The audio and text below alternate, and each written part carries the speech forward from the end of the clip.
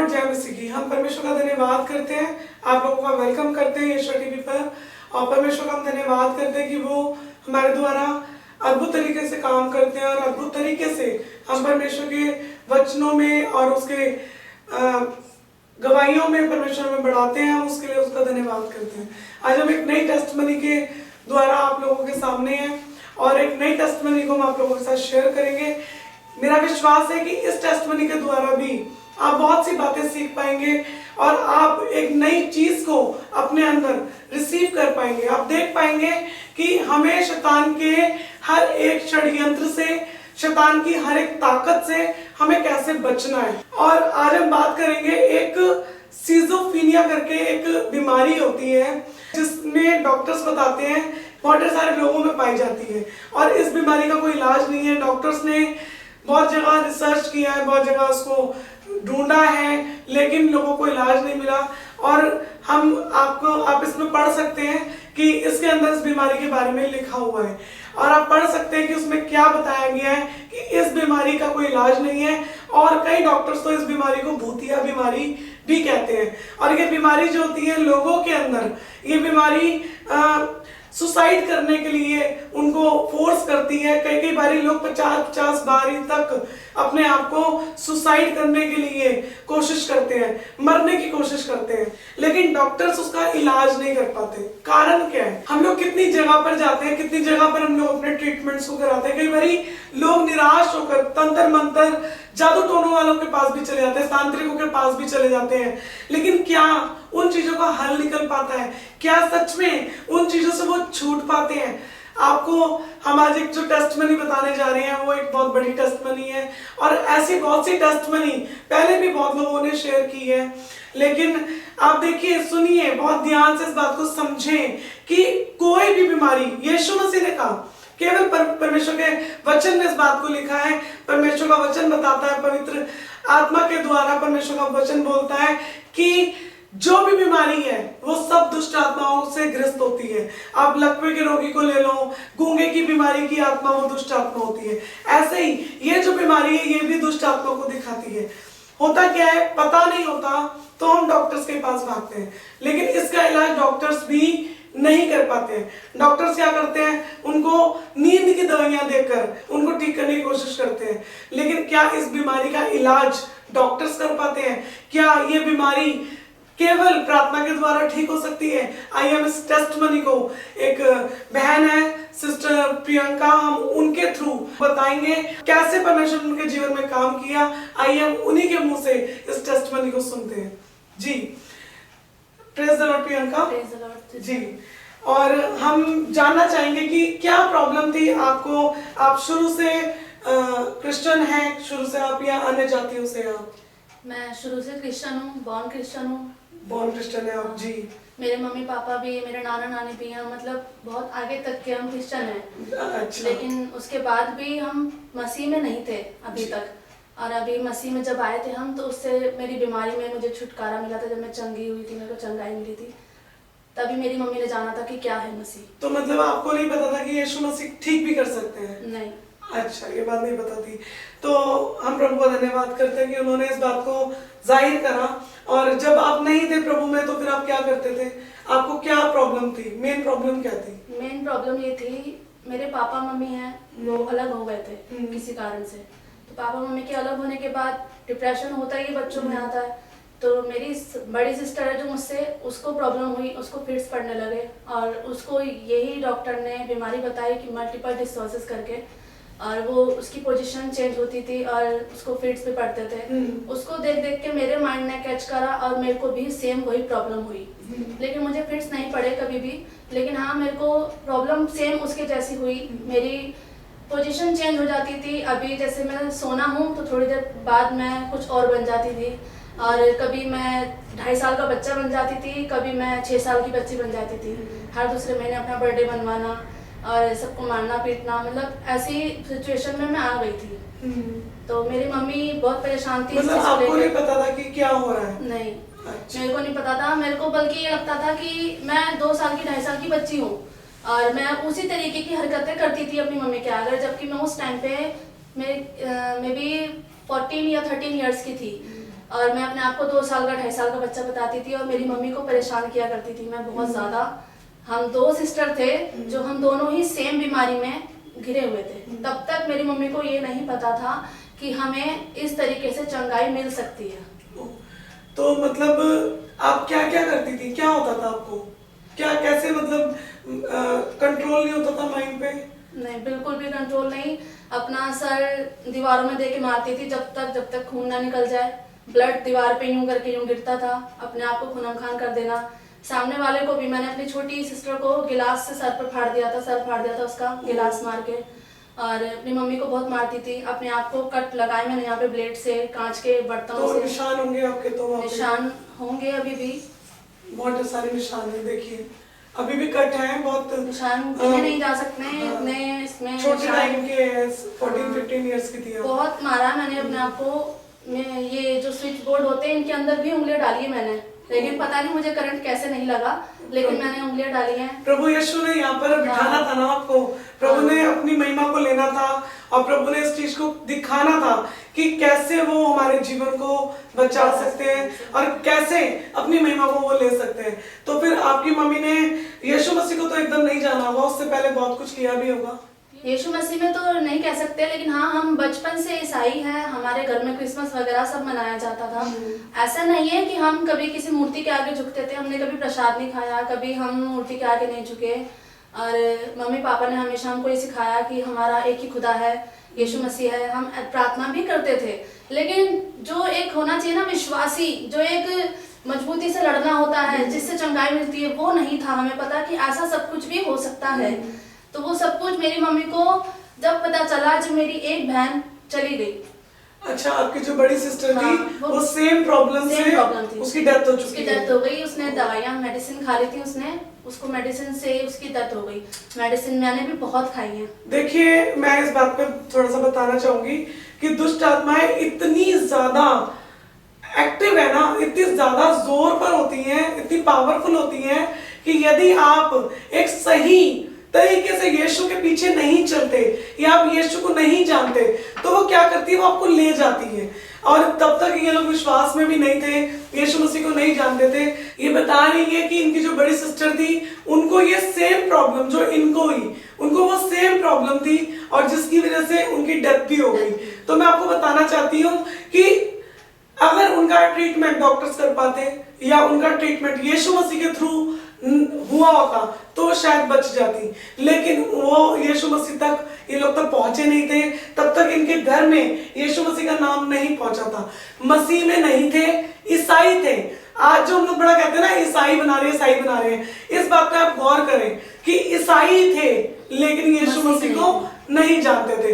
तो यीशु मसीह को जानना बहुत बड़ी चीज है, यीशु मसीह के पीछे चलना बहुत बड़ी चीज है। और जब इनकी सिस्टर की डेथ हो गई तब शायद आपकी मम्मी को एक कहते हैं ना शॉक्ड लगना, क्योंकि मैंने जब इनसे पूछा तो इन्होंने मुझे एक बात बताई कि मेरी मदर बहुत प्यार करती है हमसे और जो भी बहनें हैं और भी, तो वो बहुत एक अटैच होती है ना, माँ बड़ी अटैच होती है अपने बच्चों से, तो वो बहुत ज्यादा अटैच थी। और जब एक बच्चा किसी माँ का खत्म हो जाए तो कहते हैं ना कि आपका पागलों वाला हाल हो जाता है, आप उस चीज को फेस नहीं कर सकते हैं, उस चीज को एक्सेप्ट नहीं कर सकते कि नहीं मेरी एक बेटी खत्म हो गई है। और वही सब सेम चीज इसके साथ हुई, सेम चीज जब इनके साथ हुई तो इन्होंने क्या किया, उस टाइम पे इनकी मम्मी मतलब ये हो गया कि मेरी सेकंड भी दूसरी लड़की भी मेरी कहीं खत्म ना हो जाए, तो उन्होंने फिर उस टाइम पे क्या क्या किया। उस टाइम पे ये क्या, पहली बात तो ये है सबसे बड़ी कि मेरी जो बड़ी सिस्टर खत्म हुई थी वो 19 इयर्स की थी और जवान सामने से मौत हुई मम्मी के, ये बहुत बड़ी बात थी। और वो भी किस वजह से, सिर्फ उसने एक मेडिसिन खा ली थी गलत, उसने 10 गोलियां खाई थी, वो भी नींद की, वो खत्म हो गई। उसके बाद मम्मी मेरे को लेके बहुत परेशान हुई, बल्कि मेरे को और मेरी बड़ी सिस्टर को मम्मी कई बार ऐसी जगह भी लेके गई जहाँ पर तांत्रिक हाथ पे कुछ रखते थे, पता नहीं तांत्रिक थे वो क्या थे, मतलब कुछ मंदिर सा ही था लेकिन वो वहाँ पे मूर्तियाँ नहीं थी, और वो हाथ पे बीज से रखते थे। वो कहते थे इसमें बीज में पानी डालेंगे, अगर इसमें पानी में अगर ये बीज कीड़े जैसे बन गए तो इसमें कुछ है, नहीं तो कुछ नहीं है। अच्छा, वो हाँ, ऐसे ब्रह्म में और ब्रह्म में डाल ऐसे करके। और मेरी मम्मी मेरी बड़ी बहन को लेकर के तो बहुत ज्यादा आगे बढ़ गई थी। मतलब उन्होंने टोने टोटके भी करे बहन को लेकर के कि मेरी बहन ठीक हो जाए, किसी कारण किसी तरीके से ठीक हो जाए। वो कोशिश पूरी करती रही। वही कोशिश मम्मी ने मेरे लिए भी करी थी। क्या कब्रिस्तान में पता नहीं क्या बीड़ी जलाना, कुछ कुछ कर जो जो जो बोलता था वो कर दिया मम्मी ने। मेरे बाबा के पास ले जाओ, हाँ किसी तरीके से बस बच जाए, ऐसे करके मेरी मम्मी ने बहुत कोशिश करी, लेकिन वो नहीं बच पाई, वो खत्म हो गई। जब वो खत्म हो गई तब मम्मी एक दर्द होता है ना, जब कि नहीं अब मैं अपनी दूसरी बेटी को खत्म नहीं होने दूंगी। एक पछतावा मम्मी के अंदर वो था कि कैसे करूं, कैसे बचाऊं। मुझे तो उस टाइम कुछ भी नहीं पता था। मैं तो बिल्कुल अपनी सुध बुध खो चुकी थी। मेंटल हॉस्पिटल मेरा इलाज हुआ है, कई साल हुआ है, 1-2 साल नहीं। अगर आप 13 ईयर्स से लेकर और मेरे को 18 ईयर्स में मेरे को छुटकारा मिला है, तो इतने साल मेरा इलाज प्रॉपर हुआ है। तो मेरी मम्मी मेरे को लेके ज्यादा परेशान हो गई। फिर एक बार क्या हुआ, मम्मी चर्च गई हुई थी, वेडनेसडे का डे था वो, और इवनिंग चर्च जैसे लगता है उसमें गई थी। वहाँ पर मम्मी के पुराने फ्रेंड मम्मी को मिले, तो उनसे मम्मी बात कर रही थी, बहुत परेशान थी, दुखी थी। उन्होंने उनकी प्रॉब्लम सुनी और वो कहते हैं कि तू परेशान मत हो, मेरे भाई हैं वो वहाँ पे चर्च उन्होंने अभी सेवा शुरू करी है, तू वहाँ जा और वहाँ तेरे को बहुत छुटकारा मिलेगा। और ऐसे करके उन्होंने उनको विश्वास दिलाया और मम्मी ने कहा ठीक है मैं जाऊंगी। हम जिस चर्च में जाते थे उस चर्च का नाम होली ब्राइट फेलोशिप है, और उस चर्च के पास्टर का नाम विजय नौलिन सिंह है, पास्टर विजय नौलिन सिंह। पास्टर शादरा के हैं और वो मेरे भी पास्टर हैं। हम एक ही चर्च तो हम लोग एक ही चर्च के हैं, हम उसके लिए परमेश्वर का धन्यवाद करते हैं। और इतने अच्छे पास्टर से केवल परमेश्वर ने मिलवाया, एक अच्छी संगति से परमेश्वर में जोड़ते हैं। देखिए मैं इनकी कहानी को तब से जानती हूँ जब से ये बीमार थी, और इसलिए बहुत सी बातें इनके बारे में मैं चर्च के थ्रू भी और इनके मम्मी के थ्रू भी मैंने खुद आंखों से वो सारी चीजें देखी हैं जो ये बीमार थी। और बहुत सी चीजें इसलिए मैं आप लोगों को बता रही हूँ कि बहुत सी चीजें ऐसी थी कि जब ये चर्च आती थी तो ये बात नहीं करती थी, और एक अजीब सा बिहेवियर था कि मतलब बस ऐसे बैठे रहना और कुछ नहीं पता था किसी भी चीज के बारे में, और मुंह फुला के बैठे रहना, ऐसे करके मतलब बैठे रहना और बात नहीं करना किसी से भी।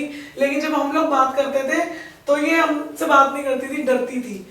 और हम परमेश्वर का धन्यवाद करते हैं कि एक अच्छे चर्च में जाने से ऐसा नहीं होता। चर्च बहुत है, बहुत चर्च है, चर्च से भी बहुत फर्क पड़ता है, एक सही शिक्षा से बहुत फर्क पड़ता है। हम सोचे कि नहीं हम कहीं पे भी चले जाएं, ऐसे बहुत से चर्च हैं जो सिर्फ दान तो लेते हैं लेकिन शिक्षा नहीं देते। वो यीशु को भी मान रहे हैं और वो गलत जगहों पे भी जा रहे हैं, वो यीशु को भी मान रहे हैं, वो तंत्र मंत्र भी कर रहे हैं। लेकिन जब हम दोनों साइड चलते हैं तो हम अपने जीवन में मुसीबतों को बुलाते हैं, क्योंकि हम शैतान की, दुष्ट आत्माओं की और परमेश्वर की सेवा इकट्ठी नहीं कर सकते। तो यहाँ पर परमेश्वर का हम धन्यवाद करते हैं कि एक अच्छी सही शिक्षा के द्वारा परमेश्वर ने इनके जीवन को बचाया। अभी भी मुझे याद है कि जब मेरा फोन आपके पास जाता था, मम्मी के पास इनकी, और हम लोग, मेरे को काउंसलिंग के लिए परमेश्वर ने शुरू से चुना है कि मैं काउंसलिंग करती हूँ और मैं टीचर हूँ तो मैं सिखाती हूँ, टीचिंग करती हूँ। तो इनकी मम्मी मेरे से थोड़ी अटैच हो गई। तो जिस टाइम वो अटैच हुई तो उन्होंने जब मुझे कॉल किया तो जैसे ही इसके पास मेरा फोन जाता था, ये मेरा फोन उठा के फेंक दिया करती थी। वो फोन पता नहीं, फोन सुनने नहीं देती थी, बात करने नहीं देती थी, क्योंकि जो चीज थी ना वो चीज इसके ऊपर कंट्रोल करती थी। और जैसे ही मेरा फोन जाता था, हम लोग सिखाने के लिए फोन करते थे, ये सारा राशन जो होता है इसको अभी भी वो बातें सारी याद है कि सारा का सारा राशन ये क्या करती थी, मिक्स कर देती थी सारा वो किचन तोड़-फोड़ कर देना, बिल्कुल तोड़-फोड़। मेरे पास दीदी का जी, मेरे पास उसी टाइम उनका फोन आता था इसकी मम्मी का कि प्रिया आपने प्रार्थना करी थी और आपका कॉल आया, देखो इसने क्या कर दिया। उस टाइम पे वीडियो रिकॉर्डिंग्स वगैरह नहीं होती थी, इतने ऐसे वाले फोन इतने ज्यादा अवेलेबल नहीं थे कि हर किसी के पास हो। तो उस टाइम की वीडियोस तो नहीं है हमारे पास, लेकिन मैं आपको सच बता रही हूँ कि परमेश्वर कैसी बीमारियों से चंगा करता है, कैसी बीमारियों से वो निकाल के लेकर आता है। तो फिर उसके बाद जब इसके जीवन में ये सारी चीजें चल रही थी, और आप सुनिए, आप और सुनिए कि परमेश्वर ने इनके जीवन में कैसे कैसे और क्या क्या इनके जीवन में हुआ और किस तरह से इन्होंने चंगाई को पाया। जी और ये बात भी एक है जो मेरे साथ मुझे याद है अभी तक, मेरी मम्मी भी बताती थी कि जब मेरे को चर्च में वो लेके जाते थे, किसी लालच से लेके जाती थी कि मैं टॉफी दिलाऊंगी, चॉकलेट दिलाऊंगी या फिर बर्थडे मनाऊंगी, क्योंकि मैं बच्चा समझती थी अपने आप को। तो जब मैं चर्च में जाके बैठती थी, जैसे ही पास्टर सामने से पास्टर अंकल वचन शेयर करना शुरू करते थे या आराधना होती थी, मेरे कान यूं कस के दोनों कान बंद करती थी अपने में, क्योंकि शैतान नहीं चाहता कि हम परमेश्वर के वचन, हाँ। ये जो वचन है ना, ये जिंदा वचन है। मैं हमेशा बताती हूँ, बाइबल जो है ये जिंदा वचन है, और ये वचन शैतान सुनने नहीं देगा, कानों को बंद करता है। और जब ये वचन इनके कानों में जाते थे तो ये बता रही है कि ये कानों को बंद कर लेती थी ताकि ये वचन इनके अंदर ना जाए। और फिर मम्मी मेरे हाथों से कान हटाती थी कि इस तरीके से सुनो। फिर मैंने चर्च जाना बंद कर दिया, मैंने कहा मैं जाऊंगी ही नहीं। फिर मेरे घर पे आके प्रार्थना होने लगी। मेरे घर पे मम्मी ने शुरू करा दी कि किसी तरीके से मेरे को वचन जाए मेरे कान में और चंगाई मिले। फिर आपसे जब बात होती थी, जब मम्मी को आपने शायद ही बताया था कि इसके ऊपर हाथ रख के या बिस्तर पे इसके हाथ रख के प्रार्थना करनी है, तो जब मम्मी मैं सो रही होती थी ना, मेरे बिस्तर पे ऐसे हाथ रखती थी, ऐसे घूम के देखती थी और यूं मारती थी कि क्यों मेरे बिस्तर पे हाथ रखा। मैं प्रार्थना तक नहीं करने देती थी अपने लिए। मैंने बहुत मारा अपनी मम्मी को, बहुत। आज मुझे उस चीज का अफसोस होता है कि सच बात है, मैंने अपनी मम्मी को बहुत मारा है। वो तो देखिए आपको पता बाल पकड़ पकड़ के वैसे मारा है, हाथ पैरों से, अपनी बहनों को भी मारा, सबको मारा और खुद को भी मारती थी। खुद को भी मारना, सबको मार मुड़ के फिर बैठ जाती थी।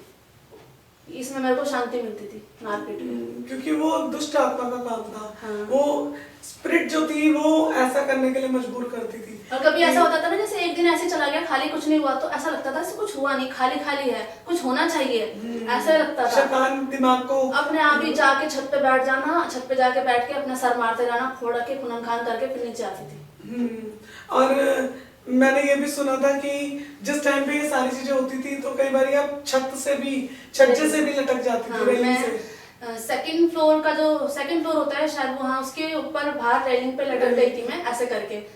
मतलब मैं पैर आ गया, रेलिंग मेरे पीछे। हमारे घर में एक डॉगी था, उस डॉगी ने जैसे भौंकना शुरू करा, वैसे घर वालों को पता चला कि मैं बाहर लटकी हुई हूँ और नीचे भीड़ इकट्ठी हो गई। और बाहर से मैंने अपने घर की कुंडी लगा दी कि कोई बाहर भी ना आ पाए बचाने। और तो पता नहीं क्या हुआ अचानक से कि मैं अपने आप ही ऊपर आ गई। देखिए परमेश्वर कितने अद्भुत तरीके से काम करता है। बचाने वाला जब बचाना चाहता है ना तो कोई उसको मार नहीं सकता। शैतान बहुत कोशिश करता है घरों को खराब करने की, जिंदगियों को खराब करने की। आज के टाइम में तो कितने ज्यादा स्ट्रगल बढ़ गए हैं लाइफ में, लेकिन हम प्रभु का धन्यवाद करते हैं कि वो जब बचाना चाहता है, सच में यीशु ने कहा कि मैं तुम्हें बचाने आया, और उसने बचाया है ना। और सिर्फ बचाया ही नहीं है बल्कि हमें इतने अच्छे से जोड़ दिया, इतने अच्छे से, मतलब एक कहते हैं ना कि किस तरह से यीशु मसीह अपने प्यार में बांध लेता है। और जब जिस टाइम पे इसको कुछ भी नहीं पता था, कितनी बार ये कोशिश करती थी कि मैं मर जाऊं, लेकिन मैं परमेश्वर का धन्यवाद करती हूँ कि आज ये बिल्कुल ठीक ठाक है, जीवित है। और केवल ऐसे ही नहीं हुआ, कुछ भी ऐसे ही नहीं होता। देखिए मेहनत करनी पड़ती है। मैं आपको ये समझाना चाह रही हूँ कि हाथ रख के प्रार्थना करने से नहीं हुआ, टाइम लगा।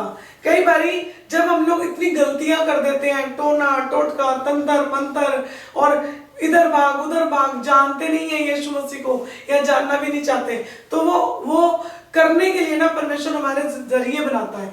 उसने जब हमें जोड़ा, जब आपकी मम्मी से मुझे जोड़ा, तो जो चीजें उनको बताई गई थी कि आप इसके बेड पे यीशु का लहू लगाओ, आप इसके ऊपर, इसके माइंड के ऊपर आप यीशु का लहू लगाओ, इसके कपड़ों को छूकर प्रार्थना करो, इसके बेडशीट को छूकर प्रार्थना करो।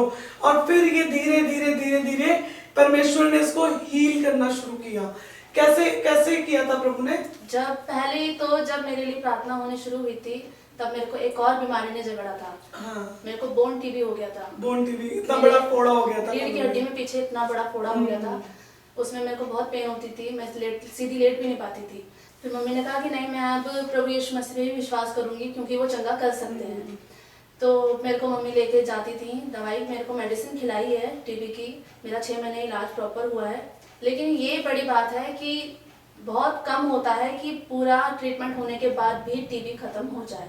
नहीं होता, लोगों को फिर से हो जाती है। हाँ, टीबी का तो फिर से ट्रीटमेंट हो चलता जाती है। है। लेकिन मेरा 6 महीने के अंदर ही मेरा टीबी का पूरा कंट्रोल हो गया था, मैं खत्म हो गया था टीबी का पूरा। वो भी एक दुष्ट आत्मा है हाँ, टीबी भी। जब मैं जिस टाइम पे मेरे को ये सब कुछ हो रहा था, मतलब बीमारियों में जब मैं जकड़ी थी, तब मैं बहुत मोटी थी और मेरा पेट बहुत मोटा था, बहुत मोटा था। जब मैं बाहर निकलती थी, मैं हाफ पैंट में और बच्चों जैसे कपड़े पहनती थी, जब मैं मम्मी के साथ अपने जाती थी तो आसपास के मोहल्ले के लोग मेरे लिए बोलते थे रोक रोक के कि लाली पेट से है क्या, ऐसे करके बोलते थे।